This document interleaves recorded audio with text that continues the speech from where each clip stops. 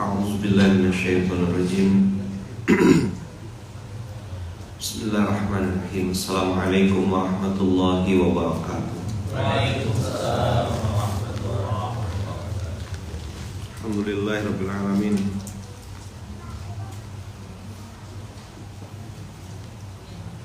Alhamdulillahilladzi bi ni'matihi tatimmus shalihat.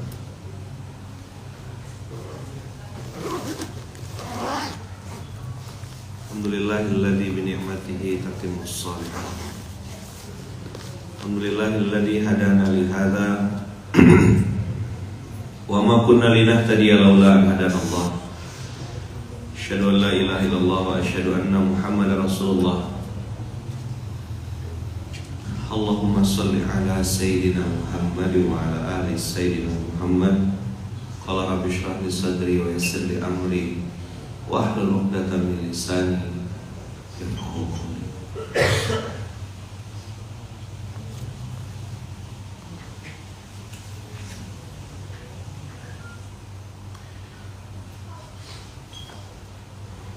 Setiap orang dikasih Allah pengalaman, dan pengalaman itu pasti tidak lepas dari apa yang dia lihat, apa yang dia dengar, dan apa yang dia rasakan. Kemarin kita belajar tentang bagaimana iblis bikin jebakan-jebakan. Dan kalau lihat kalimat perintahnya ini yang saya belum bahas kemarin di Al-Isra 17:64 itu wastafziz manistata'ta minhum. Ini SK surat atau SP, ini STA surat tugas Allah Subhanahu wa taala kepada iblis. Jadi yang nyuruh ini siapa yang nyuruh? Allah. Maka dari situ kita belajar bahwasanya iblis pun ya, dalam konteks ini syaitan, asyaitonu ini dua, dia punya golongan jin dan punya golongan manusia. Wastafziz ini yang memerintahkan adalah Allah. Allah yang suruh untuk kacau manusia ini lewat pintu-pintu yang dibuat dengan urutan sebagai berikut. 1. Bisik-bisik. 2. Bahasanya Ustadzia ini dikeroyok dengan pasukan lengkap. Pasukan berkuda, pasukan yang berjalan kaki. Di sini disimpulkan dengan pikat dengan harta. Kata-kata syarikhum, syaraka yusyariku itu ikut campurlah, atau bahasanya jadilah investor. Jadi Allah mengajarkan tanda kutip investasi berupa wakaf. Allah mengajarkan perlindungan bernama zakat. Allah mengajarkan tabungan atau simpanan berupa infak. Masih ingat tak? Zakat sama dengan perlindungan. Ingat masih? Terus infak sama dengan menabung. Ini harus hafal di luar kepala teman-teman. Zakat apa? Perlindungan. Infak apa? Tabungan atau menabung. Jadi kalau ayo berinfak, oh itu menabung. Lalu kalau wakaf, itulah investasi yang pahalanya terus mengalir walaupun usia sudah berakhir. yang pahalanya akan mengalir terus walaupun usia sudah terputus. Itu namanya perintah Allah. Tapi iblis punya trik, yang itu SK-nya dari Allah, syarikhum fil amwal, ikut serta dalam urusan harta mereka. Outputnya pelit. Apa outputnya? Pelit. Outputnya adalah foya-foya. Outputnya membelanjakan sesuatu yang tak ada gunanya. Tidak lagi berbasis kebutuhan, tidak lagi berbasis fungsi, tapi sudah berubah jadi gengsi dan keinginan. Itulah namanya syarikhum fil amwal. Dan jangan dikira harus selalu barang mahal, tidak. Barang-barang murah yang di toko-toko online yang 7.400, 3.400, yang antum beli, masukkan keranjang kuning, masukkan ini, dan sebenarnya itu tidak perlu pakai itu. Hanya dengan bisikan kecil, untuk variasi aja lah. Kalau misalnya pakai tas warna hijau, ya gigi pun harus hijau gitu misalnya. Dia kan kasih cabai hijau kan, ada cabai merah, cabai hijau.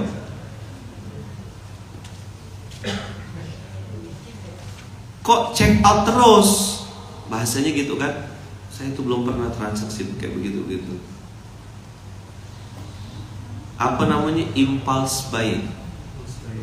Oh, itu sama dengan impuls yang di itu, beda lagi. Tanya, apa yang kau beli nih?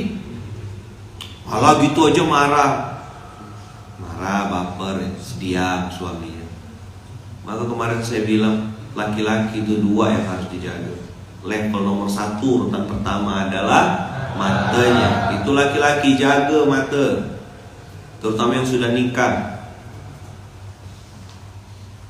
Perempuan tuh tiba-tiba melihat kaum perempuan lain tuh, kok kayak rumputnya hijau semuanya. Perempuan di luar rumah tuh mendadak hijau semua. Ternyata rumput sintetis. Yang kedua, laki-laki harus jaga tangan. Ini tangan Pak, begeger tuh nahan tangan. Tapi kalau perempuan, dua yang harus dijaga. 1, mulut. Yang kedua, mulutnya lagi. Coba diulang, apa yang kedua? Mulutnya lagi. Ada kata-kata lagi. Apa perempuan itu pertama harus dijaga? Mulut. Yang kedua, mulutnya lagi. Oh, tuh. Semangat sekali bapak-bapak ini mewakili. Coba istri aku dengar. Gitulah kira-kira dibalik ekspresi itu. Mudah-mudahan istriku dengar SMK. Yang nomor 1 apa?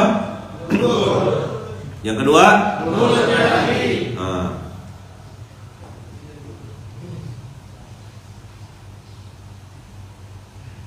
Belum ada yang menuliskan. Biasanya langsung di komen nih, langsung tulis. Tapi kalau untuk perempuannya agak lama bisa nulisnya.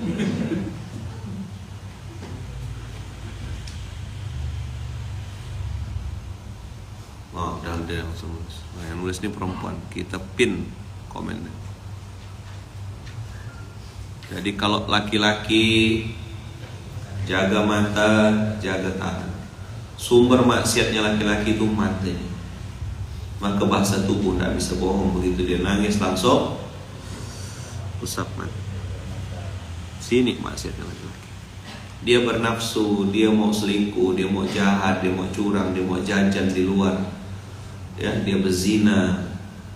Dan akhir saya mau kasih tahu sama antum, yang namanya zina itu jebakan yang sangat-sangat berbahaya. Itu fahsya, Allah nyebutnya wala taqrabuz zina, jangan coba dekat-dekat. Islam tahu betul manusia itu punya nafsu, maka dibikin syariat bernama pernikahan. Maka saya bilang kawan-kawan yang sudah waktunya menikah tapi tidak memilih menikah atau belum berani nikah tuh harus kita cek itu. Apa alasan ente? Kau mau cari perempuan sempurna? Saya mau kasih tahu, yang akan kau nikahi adalah wanita akhir zaman. Dia punya kelebihan di sini, punya kekurangan di sana. Dia punya kelebihan, sebagaimana juga diri kita punya kekurangan dan punya kelebihan. Tak ada perempuan sempurna. Gak ada juga laki-laki sempurna. Ustaz, saya pengen dapat suami kayak Nabi Muhammad. Udahlah, kakaknya kayak Khadijah saja. Jangan sampai Oppo berharap punya iPhone. Yang realistis gitu loh. Ustaz, suami saya begini Ustaz. Kan enak kita ngomongnya macam kau yang udah betul. Apa? Gitu gak suami. Ustaz, istri saya begini. Alah, macam kau udah betul. Berapa miliar kau masih dia mau pulang? Good looking tuh kalah katanya sama yang good reckoning. Katanya. Tadi apa? Perempuan? Satu. Yang kedua? Kalau laki-laki? Yang kedua? Kekerasan rumah tangga.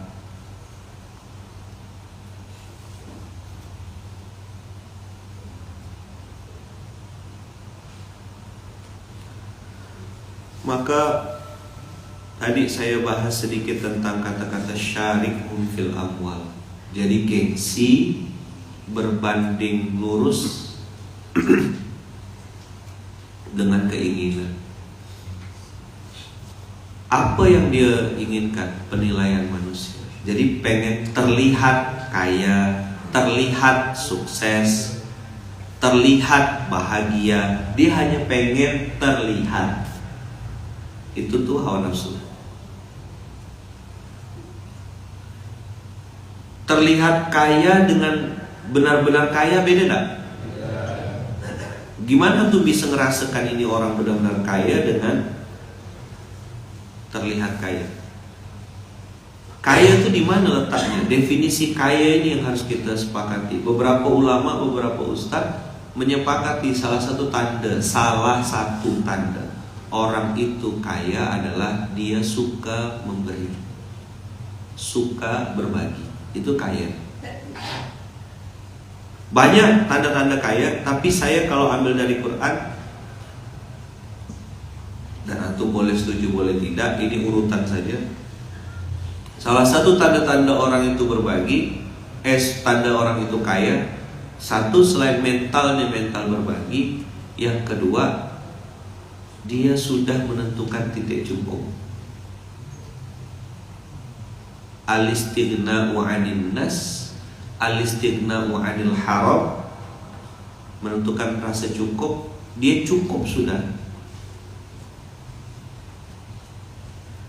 Ya kan?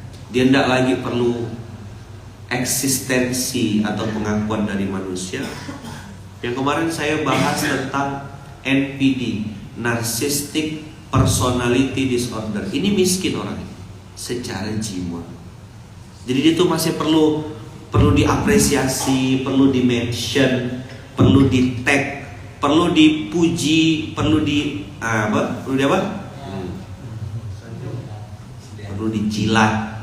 Itu manusia bukan es krim. Ngapain dijilat? Apa Jim? Itu bukan es krim. Ngapain dijilat? Bukan jilat antum.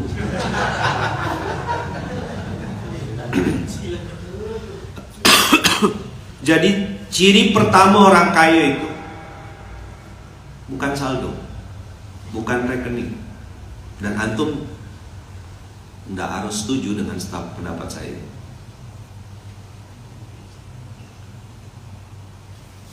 Dia ringan tangan dan mudah sekali berbagi.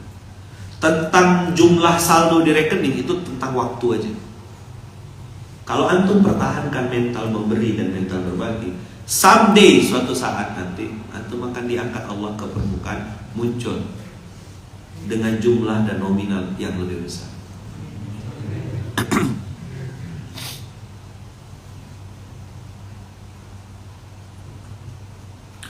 Nah, narcissistic personality disorder ini terjadi dan semakin parah karena orang ini berada di circle yang suka jilat dia. Tahu kelemahan orang ini, Wak Anjung. Tahu Wak Anjung? Suka dipuji. Mantap sekali ente boy.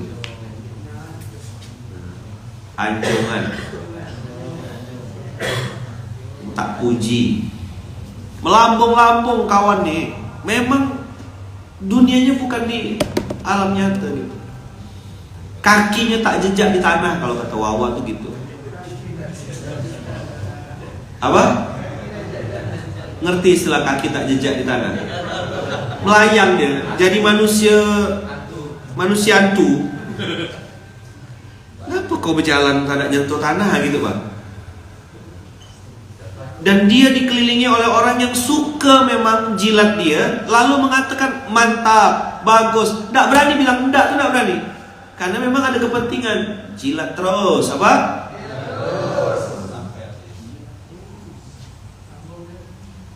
Itulah yang dibilang apa? Toxic relationship, toxic circle. Dan circle-circle itu banyak. Biasanya orang begini, orang sepuh, deso, kampungan. Nggak pernah nemu dari dalam hutan, ya kan? Dari dalam tanah, misalnya gitu. Baru keluar, terus tiba-tiba dapat baju bagus, dapat eksistensi dari sosial media, dapat pengakuan dari sekeliling. Padahal yang di sekeliling dia banyak.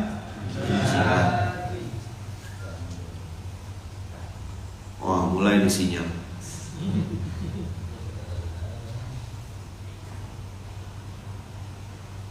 Maka dia akan bilang saya ini unik, saya ini keren, saya ini. Barulah nanti tuh kalau sudah dia udah masuk ke yang agak-agak Islam itu, dia akan bilang, "Anda ini Masya Allah."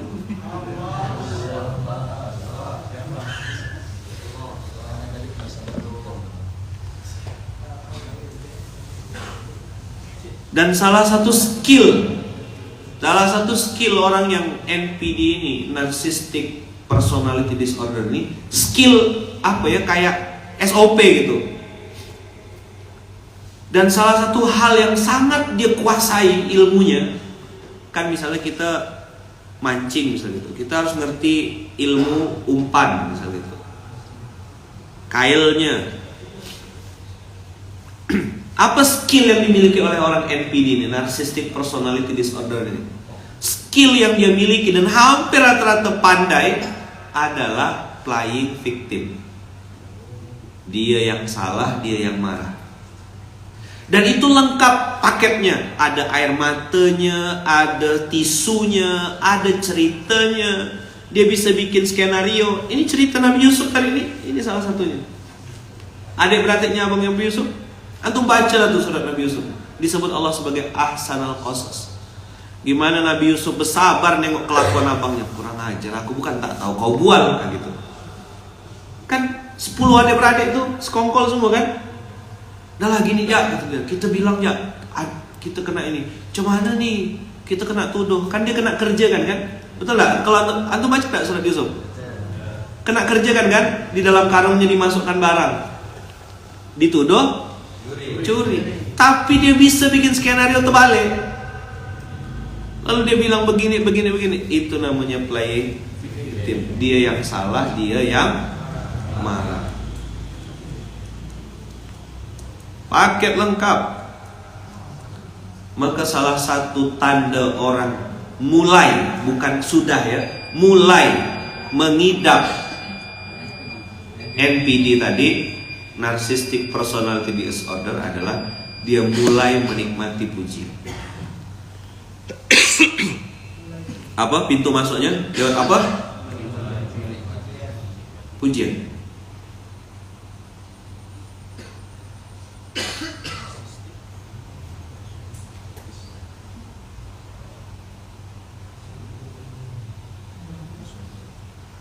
Dia mulai menikmati pujian, dia mulai menikmati popularitas, dia mulai menikmati. Obatnya apa Kiai? Malaikat maut obatnya.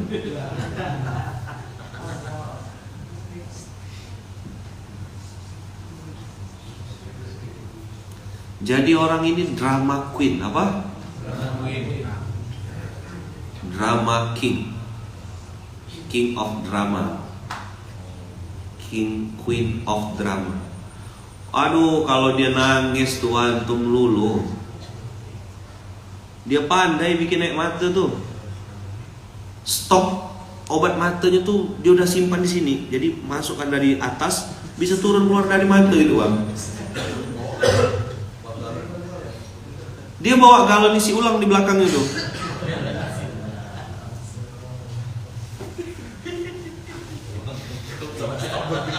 Hah? Semesta berpikirnya tuh gitu.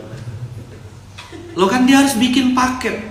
Maka dia kalau disuruh jadi artis tuh cocok sekali. Pandai sekali dia bersandiwara.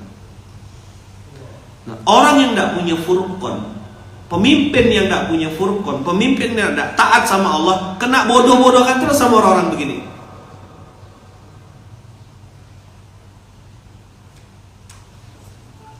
Antum nih mau tabayun, MKP, kepala, ya kan?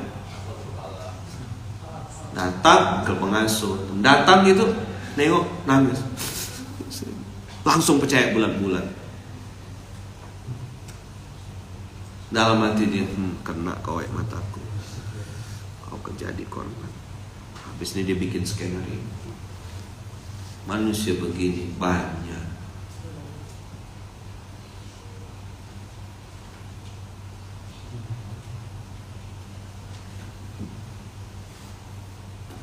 Bisa paham kira-kira? Antum dalami kisah Nabi Yusuf. Ada beberapa poin yang saya mau ambil.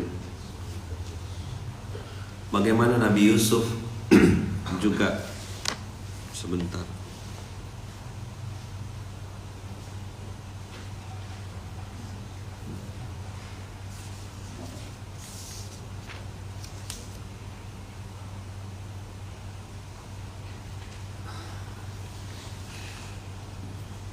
Ini pelajaran seorang pemimpin ya.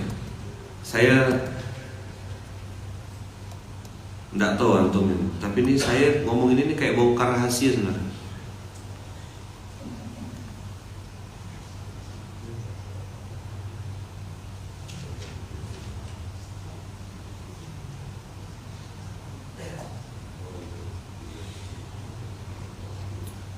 Itu 1277.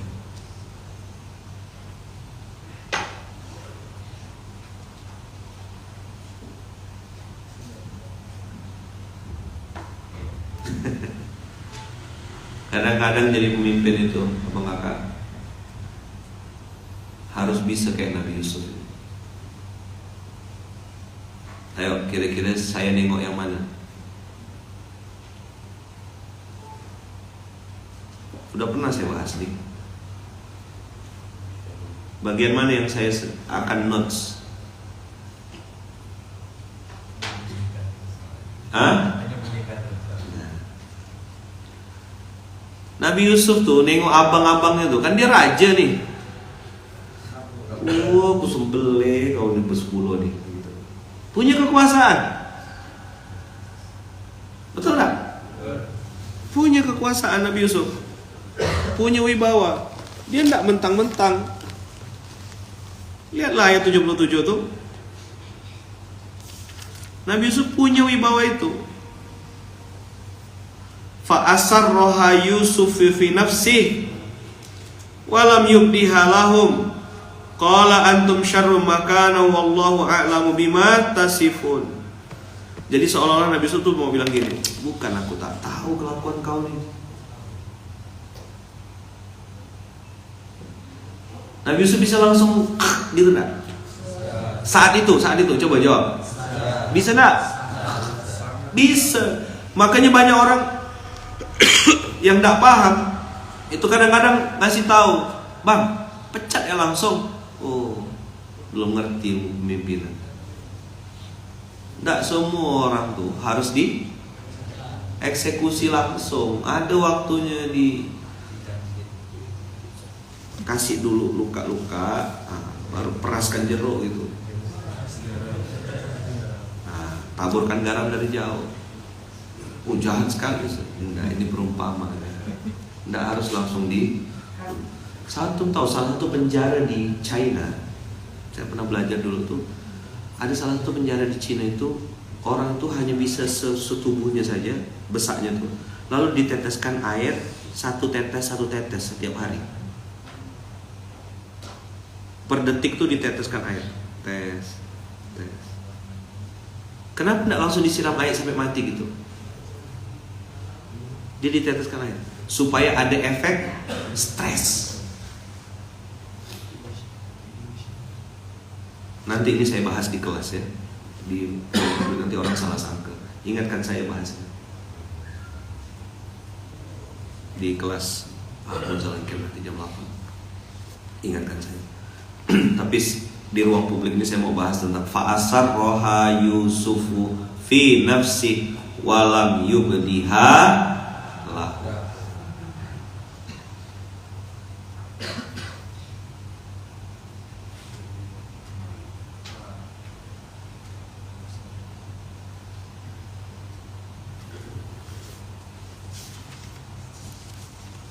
Dah?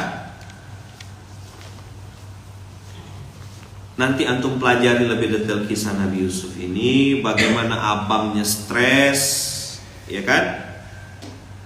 Adik-beradiknya gila, mulai mabuk, mulai bingung, mulai pusing.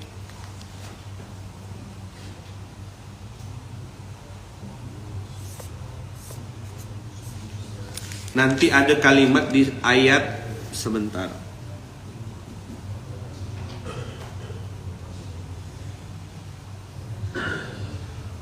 Di surat nanti antum baca dari 79, 80, 81, 82, 83. Kita buka ya. Dari mulai 80 dulu. Ini baca sekilas-sekilas ya. Maka ketika mereka telah berputus asa dari keputusan Nabi Yusuf, kan mereka udah kena nih, dimasukkan apa tuh?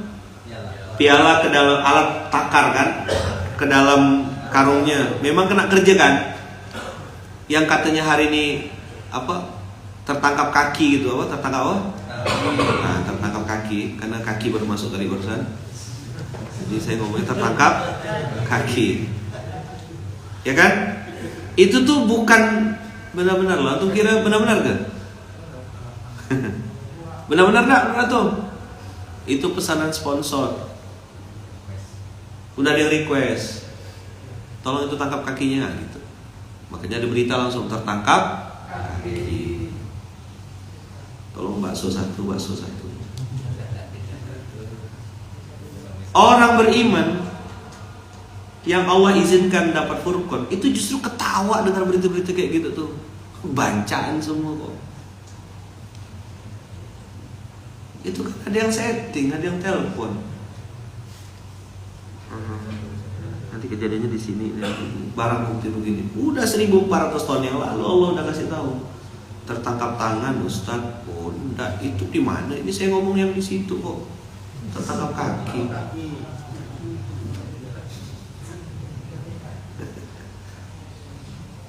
Paham kan tuh nih?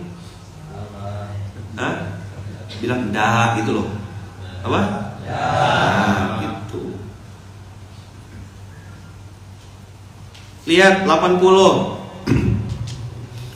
Putusan Yusuf terhadap permintaan mereka membebaskan adiknya. Mereka menyendiri sambil berunding dengan berbisik-bisik. Yang tertua di antara mereka berkata, tidaklah kamu ketahui bahwa ayah kamu telah mengambil sumpah dari kamu dengan nama Allah, dan sebelum ini kamu telah menyia-nyiakan Yusuf. Udah mulai mau ngakui kesalahan. Tapi kan gengsi.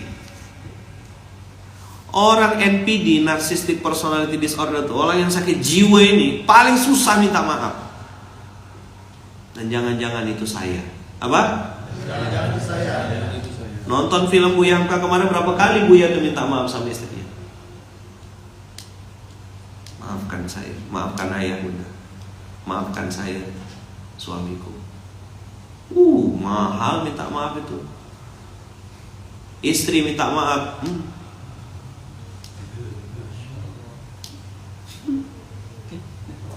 Apa?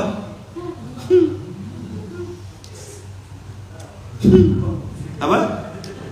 Kenapa tuh Ustaz? Bengek. Susah minta maaf, merampot ya. Walaupun dia tahu dia sudah salah.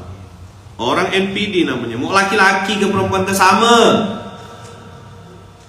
Makanya saya bilang lapang-lapang dada.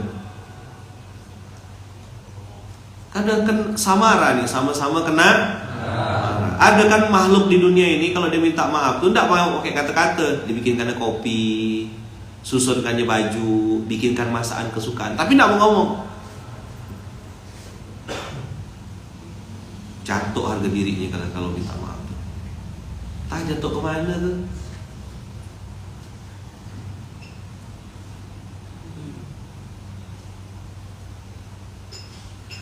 Dah, aku tidak akan meninggalkan negeri ini Mesir sampai ayahku mengizinkanku untuk kembali atau Allah memberi putusan kepadaku. Kembalilah kepada ayahmu dan katakan. Nah, ini kan skenario nih. Dia bikin konsep. Wahai ayah kami, sesungguhnya anakmu Bunyamin telah mencuri. Bunyamin yang dikenakan kan. Kami tidak bersaksi kecuali apa yang kami ketahui.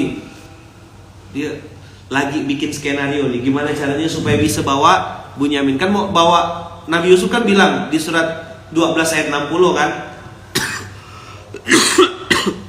kalau kau tak bawa Bunyamin, aku tak kasih gandum. Kan punya kepentingan nih. Maka untuk memenuhi kepentingannya, dia bikin skenario busuk. Paham itu? Paham gak nih? Kan ada kepentingan apa? Pengen dapat gandum. Sekarang dapat gandum. Dulu ya, sekarang dapat gandum, dulu dapat proyek, gitulah kira-kira apa? Apa Hit? Sekarang dapat gandum, dulu gitu, dulu ya, dapat komisaris, tiba-tiba jadi komisaris. Itu dulu. Sekarang dapat apa? Gandum, gitu kan? Apa? Terlalu strong ya, nanti dalam kelas ya. Jadi sekarang apa jatahnya? Gandum. Maka nih mikir nih, apa caranya supaya bapak kita percaya? Kita udah telanjur punya track record jelek kan? Betul nggak? Kan di mata Nabi Yakub ini anak udah bermasalah. Itulah saya bilang sama kawan-kawan, sekali antum bikin kesalahan, manusia dan dunia ini akan terus mengingatnya. Karena lebih mudah mengingat kejelekan daripada mengingat kebaikan. Itu rumus dunia, akhi. Maka antum udah berkopiah, udah bergamis, udah terjun di dunia dakwah, memang tidak boleh salah. Dunia begini, antum bilang dunia tidak adil, memang tidak adil. Yang adil cuma Allah. Dunia tidak adil, Pak Ustadz. Siapa yang bilang dunia adil? Apa? Siapa yang bilang dunia ini adil? Yang adil itu cuma Allah. Kau baca tiap hari, kau tak paham yang kau baca. Alaihissallahu bi'ahkamil hakimin. Dunia tidak adil, Ustaz. Saya tidak bisa diperlakukan begini. Aku tuh nggak bisa diginiin. Nah, itu kalau versi perempuannya. Saya akan lawan, Ustaz. Saya akan ambil hak saya. Pala kau, bukan hak kau. Tapi kalau jadi pengasuh, antum harus punya seni, salah satunya seni Nabi Yusuf tadi, tidak menampakkan kebencian. Oh gitu bang, dalam hati ku tunjal pala. Do you understand what is the meaning of tunjal?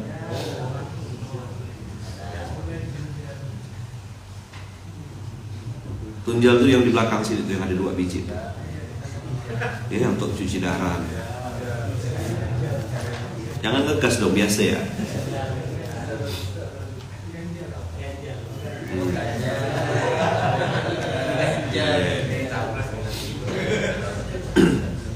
Maju tak gentar, mundur tak ganjel.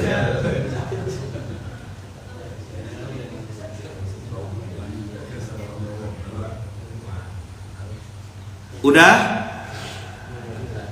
Tanyalah penduduk negeri. Jauhnya kakak ini ngayalnya. Enak tuh Ustaz, bakso pakai tunjang. Tunjang. Kita ngomong tunjal, dia ngomong bakso, cuma mana tuh? Nanti tak paham. Oh, apa? Hah?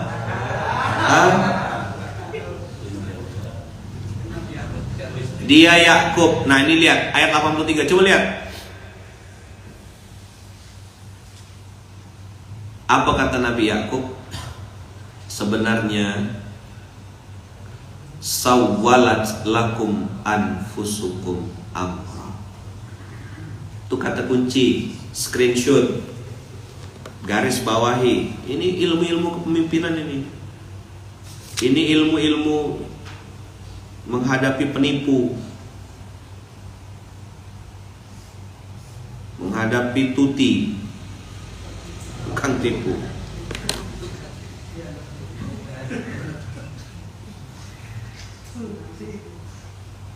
Menghadapi para konten kreator tanda kutip,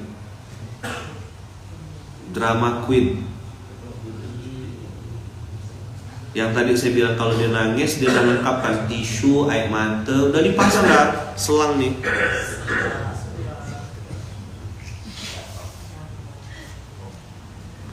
Nanti kesini dia WA apa, ke sebelah sini dia WA-nya gimana. Dia udah bikin dah copywriting untuk bohong tuh. Copywriting ada copywritingnya. Jadi kalau ngomong sama si A dia WA-nya begini. Kalau sama si Fulan WA-nya begini. Kalau sama si Fulan WA-nya begini. Udah dibikin konsep. Kita bukan penipu. Kau nak buaya masa dikadalin. Cuma buaya itu kan ada level-levelnya. Kalau di kampung buaya darat, masuk sikit krokodil. Kalau dia nongkrong di mall Lacoste. Tak paham nih. Lama tuh biasa tuh.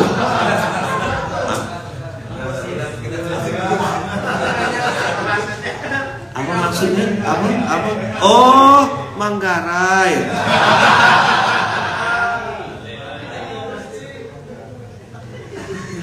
Lacoste.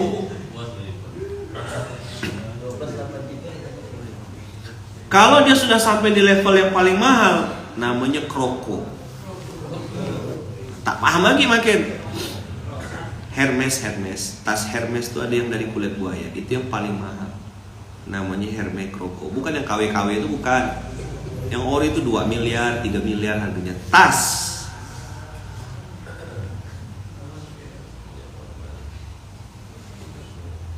Intinya inti.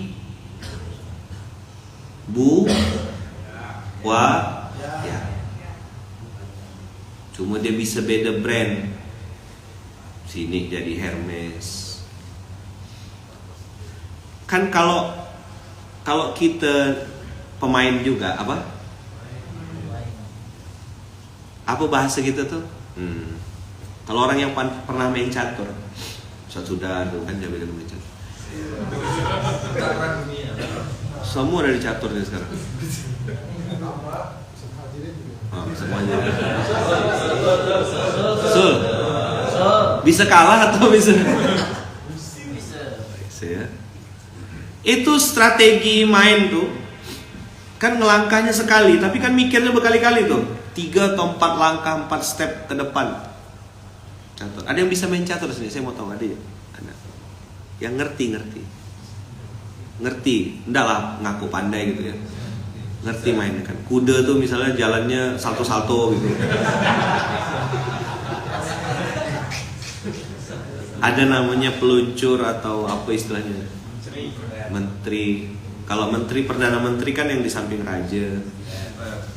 Ya kan? Ada dia yang bisanya biru, putih aja gitu. Hijau apa hijau? Apa catur hijau? Oh, catur level musyrif gitu kan rompinya hijau. Kalau rompi pengasuh kan, wakil pengasuh kan hitam, gitu kan? Ini kalau yang musyrif atau wakil direktur tuh hijau, gitu kan? Jadi ada yang melengkung, benteng lurus, pion jalannya maju atau apa? Begitu dia ngelangkah nih, tahu aku nih, pasti dia mau kesini, mau kesini, mau kesini. Ngapa antum bisa baca langkah dia? Hah? Karena sama-sama pelaku.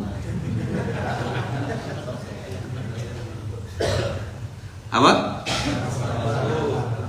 Nah, jadi episode nakal, lucu dan menggemaskan di masa lalu itu Allah takdirkan dalam kehidupan antum supaya antum bisa tahu cara mainnya orang-orang ini. Makanya Khalid bin Walid itu dulu jadi panglima perang. Begitu masuk Islam tetap dijadikan Rasulullah sebagai panglima perang. Tahukah antum siapa yang mengambil alih Bukit Rimah di perang Uhud? Khalid. Maka khiyarukum fil jahiliyah khiyarukum fil Islam. Kalau kalian dulu orang jahat di tempat maksiat, maka kalian harus jadi yang terbaik di tempat yang baik. Begitu bos. Catat baik-baik tuh. Kalau kita dulu adalah penjahat di tempat maksiat, maka kita harus jadi yang terbaik di tempat baik. Khiyarukum fil jahiliyah khiyarukum fil Islam.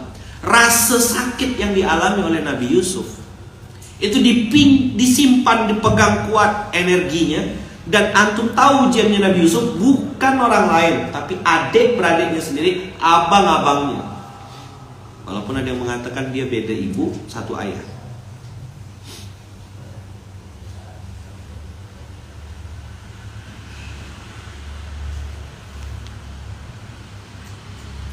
Kalau dulu jadi orang jahat di tempat maksiat, maka harus jadi yang terbaik di tempat yang baik. Dan tempat yang baik itu bernama masjid. Gunakan ilmu antum itu untuk membesarkan agama Allah. Yang saya pernah cerita sama antum, saya belajar ilmu penipuan dengan harga 180.000 rupiah. Kejadiannya di Lampung kemarin. Saya bawa anak saya ke salah satu tempat cukur rambut, barber. Boleh cerita? Bawa anak saya berdua, lalu mau potong rambut. Anak saya dua mau potong. Oh iya pak, kata dia. Dah potong. Begitu datang langsung suruh cuci rambut. Oke, cuci. Dua cuci, satu dulu, fire dulu. Selesai gitu. Habis itu Fatih mau datang. Mau ya, nah, cuci dulu, cuci. Saya ke kasir. Berapa mbak? 90 pak, satu anak. Bukan masalah 90 nya. Gunting rambut anak kecil 90.000. Itu saldoku meronta-ronta gak kalau langsung ditinju, gak bisa kelahi di gelet kan? Gelet tuh loh yang biasa di sawah-sawah tuh ya. Licin-licin tahu? Oh belum. Jangan marah dong, biasa aja. Mau lanjut gak ceritanya nih? Lanjut dengar cerita gak? Dengarkan ya penipu-penipu ya. Jadi krokodil tuh nggak bisa dilizardin. Lizard itu kadal. Tak nyambut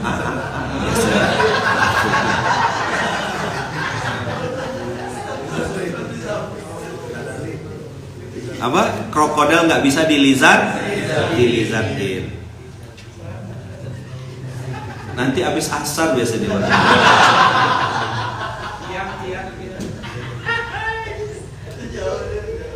Coba cari kamus lo, apa lizardnya? Apa lizard itu kadal. Jadi krokodil nggak bisa dilizardin.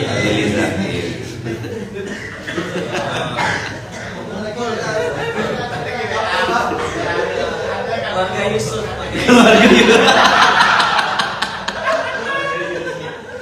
Ada yang ngerasa rupanya.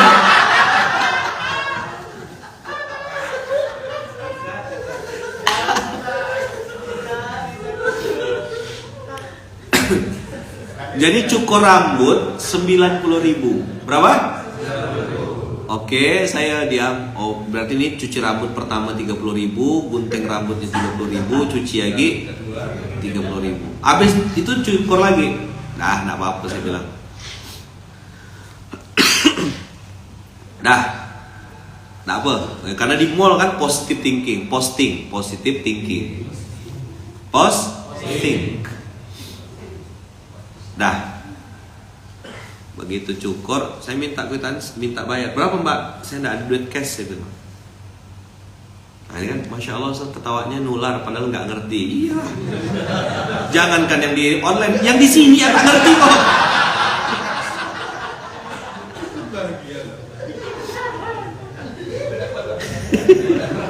Dia bilang, bukan aku yang diomongkan Ustaz, bukan aku. Bukan aku. Bala bengal. Kaulah dia pintar yang aku lagi omongkan. Bisa dia ngantuk-ngantuk lagi ngomongkan dia. Nuduh orang lain lagi itu. Dah lanjut cerita gunting rambut. Lanjut lah nih. Mohon. Hah?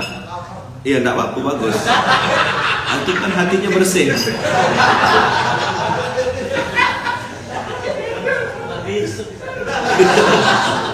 Benjamin. Satu Yusuf, satu Bunyamin. Nanti ayatnya Nabi Yakub bilang, kau tuh ngerasa baik apa yang kau pikirkan gitu.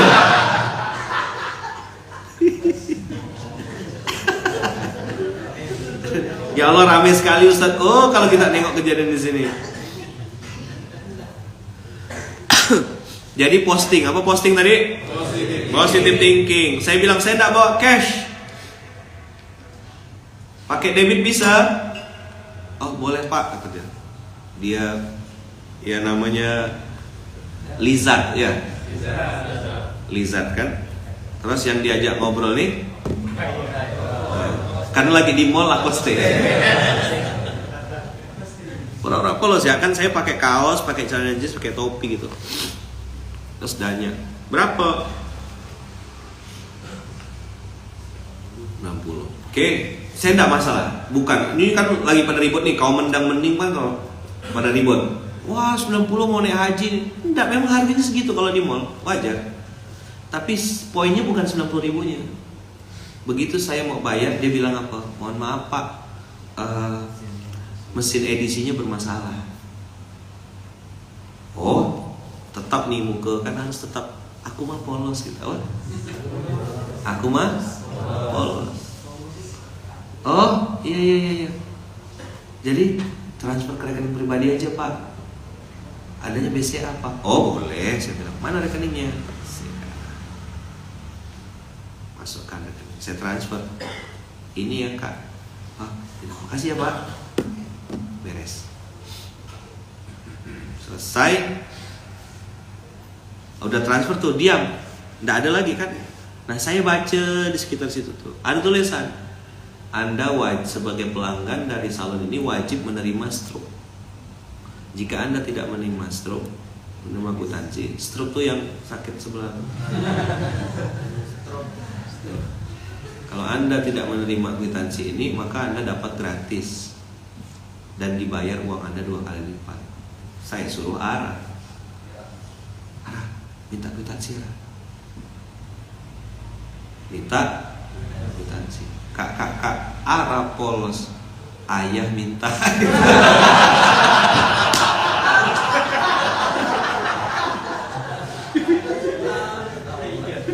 Ayah minta kwitansi. Dah, bogogar kawan.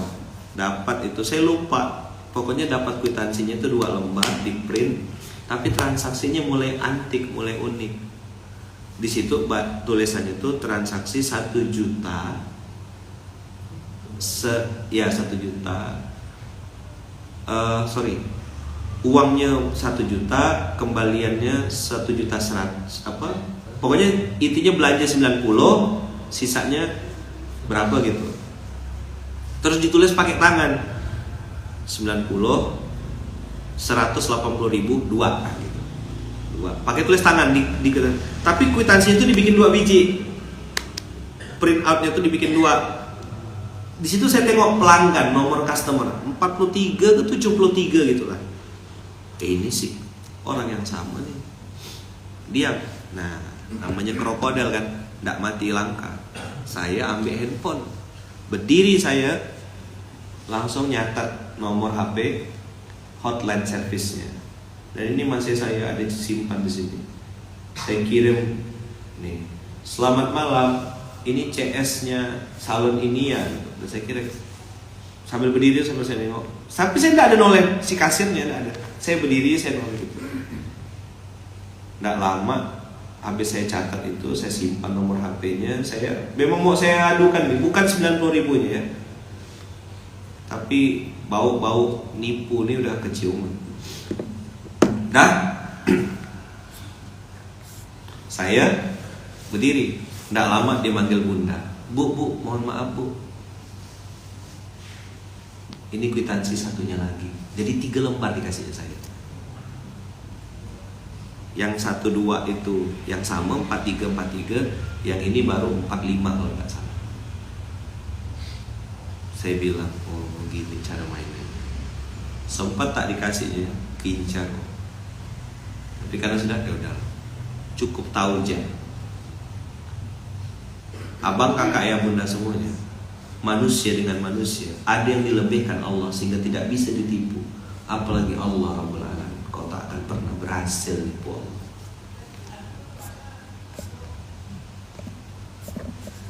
Paham tak nih? Antum-antum yang hari ini punya bisnis, antum yang hari ini kepala-kepala, antum yang hari ini direktur, wakil direktur di divisi-divisi manapun, jangan mau kena bohong-bohongkan sama anakmu.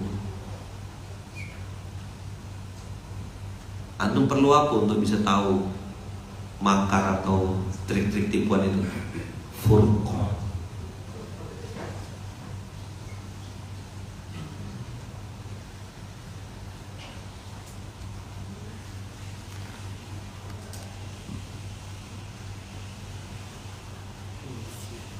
Maka milih kasir, milih orang di bagian keuangan, hati-hati. Jangan jadi pemimpin tanda tangan ya. Maka saya biasa tuh, saya bilang kita tanda tangan dulu berempat. Wakil pengasuh ini, ini masuk dalam materi Pak Yai di Munzalankan. Nggak boleh tiba-tiba ujuk-ujuk langsung ke pengasuh. Nak terbang kita lalu minta tanda tangan. Anggaran lah inilah itulah, itu akal-akalan. Karena dalam seni penipuan itu ada memang cara membuat orang menandatangani sesuatu dalam waktu yang terpepet, tersesat, dikit-dikit. Udah gak sempat baca, ini apa nih isi-isinya nih? Udah Pak, tangan aja. Dalam dakwah kau gitu-gitu kan aku, kau tipulah pengasuh, kau tipulah pimpinan di dunia. Cuman kalau lepas nanti di akhirat.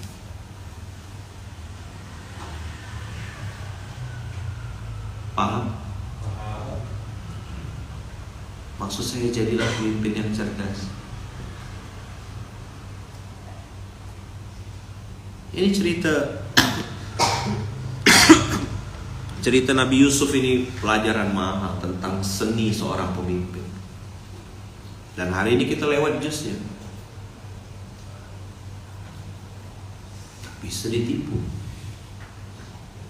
Kok bisa dia punya insting atau apa gitu? Ada yang kemarin pasal udah dibaca katanya berkali-kali, masih ada tipunya. Berapa orang yang baca?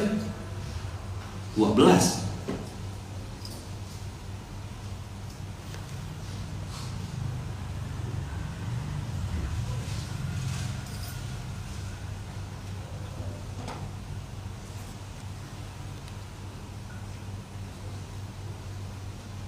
Jadi lihatlah hari ini abang kakak,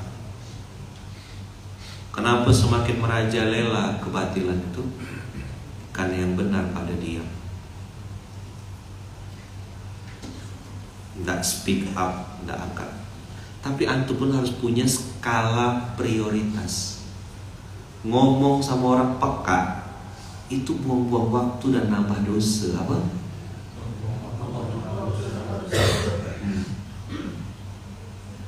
Biarkan orang peka itu berhenti dengan sendirinya. Pemimpin yang cerdas tidak lagi ngomong sama orang peka, tidak lagi menceritakan keindahan pemandangan sama orang buta. Tidak gitu pemimpin yang cerdas itu. Pemimpin yang cerdas kasih energi dia. Ustaz, bagaimana caranya supaya bisa punya furqan? Bertakwalah kepada Allah. Nih,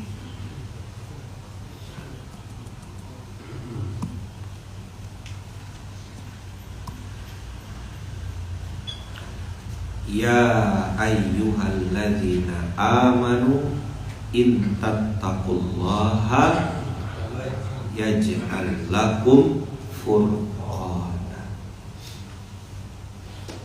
Antum adalah para pemimpin,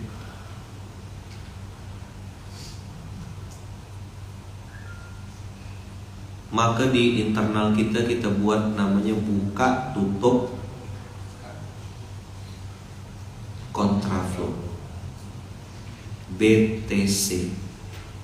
Buka sekatnya, tutup celahnya,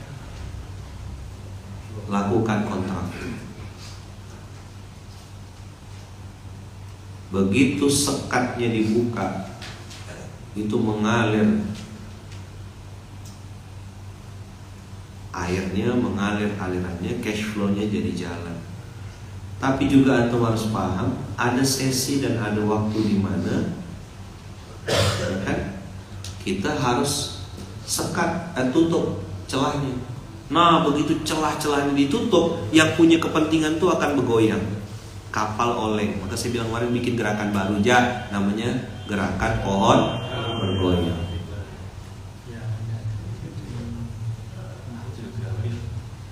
Apa gerakan apa? Gerakan pohon bergoyang. Kan ada gerakan infak beras, gerakan pohon bergoyang. Jadi kerjanya apa? Goyang pohon ya. Kontraflow itu duduk opposite. Kalau antum ngelihat di pondok ini, saya sebagai pengasuh, itulah yang sedang saya lakukan di pondok. Ada tutup sekat, tutup celah, ada buka sekat, ada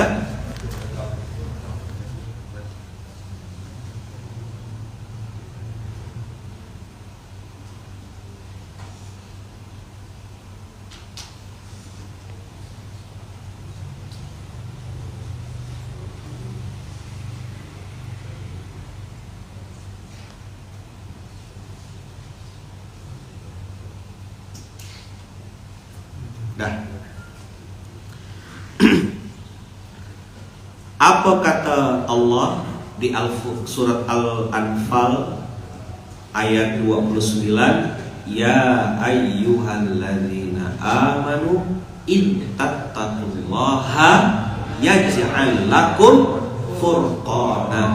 Kenapa munzalan camp hari ini yang dipilih orang-orang tertentu? Bukan berarti yang dipilih ini pasti yang terbaik.